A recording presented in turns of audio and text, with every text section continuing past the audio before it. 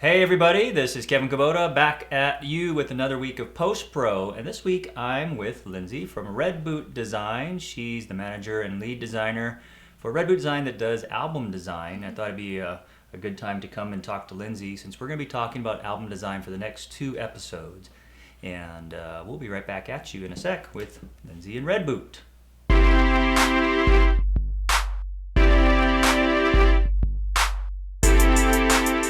All right, let's get talking about design, and we're going to talk today about some general album layout tips and tricks, right? Things that everybody should know when you're submitting images for design, or if you're designing it yourself. Now, of course, Red Boot, Lindsay does custom designs, and if you want to save some time, you can send them in. But a lot of you want to do it yourself, so she's very happy to share some tips if you're doing it yourself, right? For photographers who just want to make their own designs go by a little faster. So let's take a look here.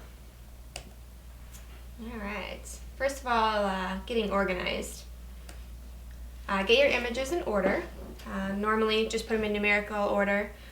If you happen to have more than one camera going and they weren't in sync, which happens sometimes, you'll have to sort them out by date created or time created. And you're just using Bridge here to organize, I am using Bridge, yeah. You could use Lightroom too, because I'm not adjusting the images, and I'm just kind of using them as is to kind of browse. Yeah. I'm fine with Bridge, but you could use Lightroom as well. And that's useful because you can drag them in whatever order you want, kind of the flow of your album, get them organized that way. Yeah, I'll put them in the numerical order, and then I'll kind of look through and kind of look at the flow of everything. So if there's 5 detail shots and then a few shots down the road, there's another one, I'll kind of move things so that they'll be grouped a little bit better. Right, okay, makes sense.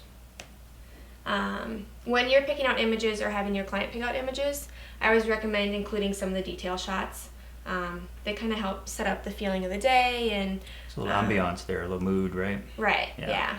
And a lot of times, I mean, especially if you're doing a wedding album, bride's been planning this day for months, years, whatever. So Right. a lot of those took a lot of time to plan out, so a lot of people will want those captured. I find too when my clients are picking out their images for the album, sometimes they forget the detail shots. So as a photographer, you need to kind of think about that and remind them that you want to put some of these details in there, and it makes the album richer, I think, and much more interesting, and tells a story better. But they don't think about it because they're just thinking about pictures of their friends and family and that sort of thing, but not how the whole album's going to come together. Right, and that is again showing how the detail shots will make a great layout. Kind of going back to what you said as well, including some of the images that the client wouldn't normally think about are some of the transition images. So whether it's them walking out of the ceremony or giving hugs and kisses to grandma and grandpa afterwards, whatever, things they wouldn't necessarily think about, but kind of tell more of the story. Yeah, the little fillers that are nice. Yeah, I see what you mean. Yeah. I recommend narrowing down the duplicates too, because even if you have, I mean, a lot of times people will narrow these down before they'll even show their client, which I know you talk about a lot. But you really don't need 10 of the same shot in the album either. So. Right. So you're picking your Mona Lisa. Pick the best of the best. Good point. And then I usually will go through, and once I have all the images for a layout, I'll kind of pick out what are my favorite images or my focus images, and either flag them or do something to note those. So when you're going through, you remember kind of which ones you want to put the most emphasis on. Okay. So you mark those in Bridge with a label, a color, flag, or something, right? Yep. To make them stand out. And are those images that you're going to make larger when you do the layout, or just put more emphasis on it? These are ones that I'll either make faux bleed or make a full spread or have be the larger image on a page. Okay. Once you've got all the organization done, time to start telling the story.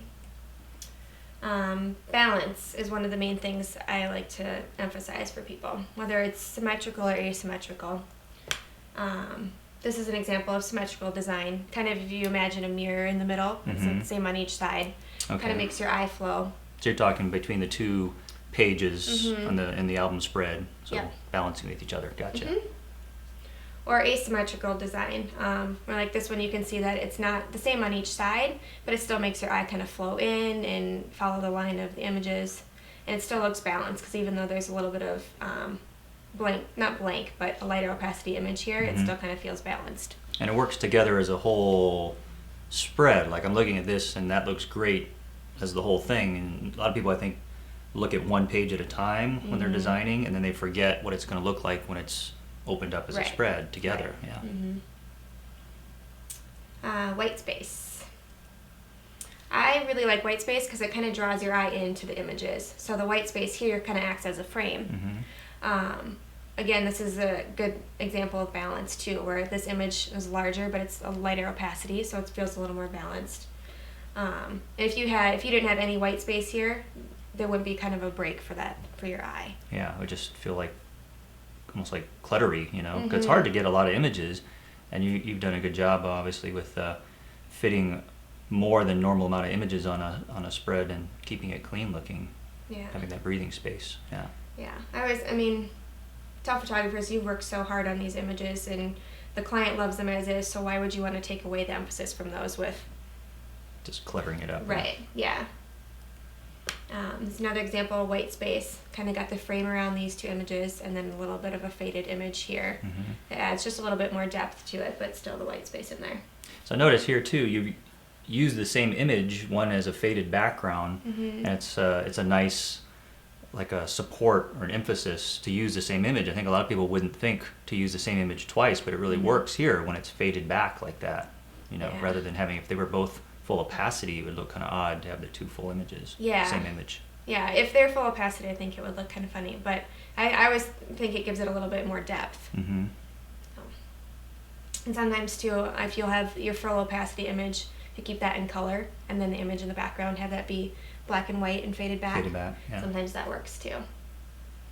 And white space doesn't always have to be white. As you can see here, obviously the black really draws your eye in. That could be like a haiku or something. White space, not always white. Relieve, breathe. No, that's not haiku. I work on that one. Image size. Keep in mind too, your album, if you're doing, say, a 12 by 12 album, a spread with 20 images on it's fine. If it was going to be a 5 by 5 apparent album, they're going to be too small to really have any impact. Let's see, text. Text is a really big one that can have a big impact in your album. I always tell people go easy on the text. Where like this example where it says they're getting ready for the big day. The bride was there. She knows what she's doing. It's pretty obvious what she's doing. Yeah. Or when I mean people label this is the bride and her friends, or say cheese, whatever. Yeah. Really? It's kind of a gratuitous text. It doesn't need to be there. Just kind of cheeses it up a little bit. Right. So. Yeah. But I think, the times when I've seen text work are like maybe the bride and groom had a poem or something that was in their invitation, or was a quote that they really loved, or was part of the theme of the day. Right. I've had a few clients request to have that, and then I'll feature that on a page, this poem or this quote or whatever, and make that an important part because that is important, whereas text like this is just babble. It doesn't really, it's not part of the day. It's just like a kid's book or something. Yeah. Another example of text I like to include sometimes too is it's gotten to be kind of common for bride and groom to have a logo kind of for their wedding. Whether it's something that's projected on the dance floor or carried out from their invitations to their programs and all that. Wow. So that's text that sometimes I'll like to include if they have a logo, to have that on the cover or featured somewhere too, to kind of carry out the theme of the day. These people really have too much time on their hands. They can design a logo for their wedding. Those are the brides that have been planning for years and years. Simplicity in your album designs. Graphic elements, love graphic elements, but I always recommend doing them sparingly. Again, because you want to showcase your images. Where a top example here, her face is just kind of in the middle of all this clutter. Yeah. Where the other one on the bottom kind of draws your eye in. Right. Yeah, I like the subtle use of the flourishes are nice. I've seen them used, and you've done some designs where they look really great, but they always are subtly used and more like an accent rather than the main thing on the page. I think the only time I've seen it work as the main is when, like, the bride or the groom is a graphic designer by trade, and that's a big part of their thing, is this design element. But for most people, sparingly is nice. Yeah, that, and when a client goes back to look at this album in 5 or 10 years, you don't want them to be like, oh, why did I do that? Or that was 2011, or, Yeah. That skull tattoo that I put on there is no longer on my arm. I can't. Okay. Background colors. I usually will pick something out of an image that kind of complements it. So the top two here are images that I picked out of her bouquet. Mm-hmm. The bottom one is just really distracting. Mm-hmm. Kind of random color, yeah. Yeah. Mm-hmm. Yeah. Consistency through your design. Again, going back to graphic elements, if you are going to use them, you'll want to use them sparingly, but repeat them a couple times and make them so that they're not distracting away. Okay, that's a good point. So kind of what I always recommend to photographers is same as how you have actions. Mm-hmm. That you could have a couple hundred of them. You wouldn't put all of them on one image. Why not? So, well, you could, but come on, we want to sell actions here. Use them all of them, every time, all the time. No, you're right, exactly. You want to pick and choose, and right. I see the point of because if you use one design element by itself, it almost looks like an afterthought. But if it's repeated, then it becomes a theme Right. that makes sense, right? Mhm. Yeah. Yeah, and then even if you have 100 of them, you don't have to use all the tricks in your bag on one album either. Yeah. So, sticking to your style. If you know what you like, stick to that instead of every single album trying to go back and what should I do with this one, or just kind of reinventing the wheel. Once you find what works for you, stick with it. Right. Because that's part. It's like your photography. Mm-hmm. You become known for your album designs too to your client, your clientele, and they may come back, or show that to somebody, and they go, "Oh, that's beautiful. I want that." And they come back, and your album's totally different the next time. They're going to be confused. So yeah. I agree. Some of the technical things, again, these are kind of like learning your camera or learning Photoshop, not necessarily the fun things, but it can make a big difference. Familiarizing yourself with the templates or file requirements. All right, so this is for the album company that you happen to be designing to send to, right? Right. That's a big deal. I know that we have a Suka book too. Some of you are familiar with the Suka book, which Lindsay can design for a Suka book. If you're a Suka book user, we can design for any album company, right? But that's a really important part, is getting the dimensions, resolution, all the specs correctly, because once you've designed it and you get it all wrong, it's a big pain to go back and fix everything, right? Yeah. That, and every album company is a little bit different. And I would say it's kind of a little bit of a learning curve, each new company that you use. But even things like some album companies, everything in the book will be all spreads. Others will have a single first and last page, things like that when you're laying it out, it does make a big difference. Right. So you want to know exactly what your dimensions should be, exactly what your resolution should be, and what your image size should be. Okay. Again, color, not one of those fun things for people to talk about, but you really want to make sure you know what color space your images and your layouts should be, and kind of how they're going to look when you get them back. That's a good point. We actually talked about that last week on Post Pro, I think, or a week before. So if you didn't see that episode, check it out. I talked all about color management and exactly what Lindsay's saying here, making sure that your working space is set right when Photoshop, and that you ideally have a proof profile for the printer that's going to print your pages to send to the album company, or the album company itself. They can give you a printing profile so you can proof it on your screen. A Suka book can provide you with a printer profile. Yep. So you can soft proof it on your screen and know exactly what that's going to look like when you get it back. Yeah. And if there are ever times where you're worried about how something will print with an album company, a lot of times people will print one single page for you too. Which that's if you really want to take that extra step and make sure it's really test precise. page. Okay, good point. When you're designing too, you'll want to watch the guidelines. So in this example here, things are resting right on the guides, and that's a trim line. So when it's trimmed, if it trims exactly there, you'll be okay. But since it's a mechanical process, you could end up with a little bit of white on the top or bottom, or it would look a little bit funny. Yeah, I think we see that quite a bit in the Suka book when we're checking books, that people put their images right on the trim line, which is not a good idea. Like exactly what Lindsay said, if you want it to look like it's bleeding off the edge of the page, put it all the way to the edge of your page. Make it go to the edge of the page. Don't put it on what you think is the trim, because it's never going to be exactly there. No. Yeah. So this is an example of how it should be placed normally. There's like these 3 images here, bring them in a little bit, so you've got that white space, and it's a little bit of a frame too. And that way then again, if it doesn't trim exactly on that line, it's going to be a little less noticeable to your eye than having one image on the top that bleeds and the bottom one doesn't. Right. Whatever.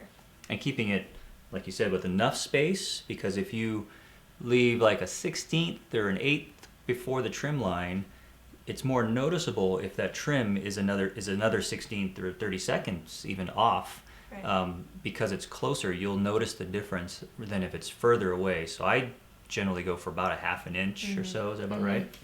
Yeah. From the trim. Yeah, you like to think that it's going to be trimmed exactly where you think it's going to be, whether it's an album or a press printed card or whatever. But truth is, I mean, it's a mechanical process. Right. So, also, if you have books that have a gutter, be really careful about the placement. So, like right here, the bride's face is going to be in the gutter. Probably No not pun going to be too intended. happy. And I think his mind's in the gutter too. Or her mind's in the gutter on that one. This is, again, I've seen some people sometimes where they'll split the image thinking that they're going to lose some in the gutter. But then if you open up the book and it doesn't exactly cover all that space, then you just have a bride's face cut in half. Right, big white Yeah, blob, yeah. which that's probably not going to make her happy either. No. So a better option would be something like this. You can run the image across, and if you lose a tiny bit of her dress, it's not a big deal. The main point is to not have anything really crucial, so a face or text or anything like that. Right. Yeah. Having it offset too is nice too, because it's actually a more balanced looking composition, I think. You know, kind of like you think about your rule of thirds, where you kind of divide things up, and having someone smack in the middle, unless the whole image is very symmetrical and designed for center placement, it almost always looks better to have them offset just a little bit. Right. You know, so that It's a works little well more with that. visually interesting. Yeah. And then always save your layered files. I can't tell you how many times I've seen it. People they think they have the perfect layout, so they'll only save the JPEG file. And if you ever want to go back and change anything, or realize that you made a mistake, or the bride wants to change one image out, then you have to go back and recreate. And there's just don't do it. Yeah, that's a good point, because there's really no reason not to save that original layered file. You know, you're gonna inevitably, however perfect you think you've done it, there's gonna be a change. Even if you did it right, like you said, the bride may want to change for whatever reason. So always keep those masters. Good point. If you are going to send it to a Souk book, you'll drop them into File Checker. Otherwise, again, every album company is a little bit different. Some people you'll submit JPEGs to or whatever. So again, something to know ahead of time, depending on the album company. Okay. And always look through your files at the end to look for typos or misspellings or image placement. Dates. Yeah. It's. I've done this myself. Yeah. Unfortunately, I think everybody's run into that, where you'll put the wrong date, or you'll spell the bride and groom's name wrong, and whatever. I always recommend too, you want to go back and look through your pages and look for your consistency again. So if you used graphic elements, make sure that they're kind of spread out throughout there. If you use different colors of backgrounds, make sure that they're kind of spread throughout, and see how it all flows once it's together. Yeah, that's a really good tip, because even if you're an experienced designer, I used to design my albums before we had Lindsay working on our stuff for us, and I'd go through it, think I had it all perfect, and take one more check through, and inevitably, one little thing I missed way back in the beginning that doesn't match the end, or I changed colors a little bit, or I've misspelled names and dates on more occasions than I'd like to admit. So double check, measure twice, cut once. Every once in a while too, if you're kind of debating about which page to put an image on, if you go back and look through, you'll have the image in there more than once, a couple times. I've seen that happen too. So cool. Yeah, otherwise next step is just send it off to your album company, and you wait patiently for it to be delivered.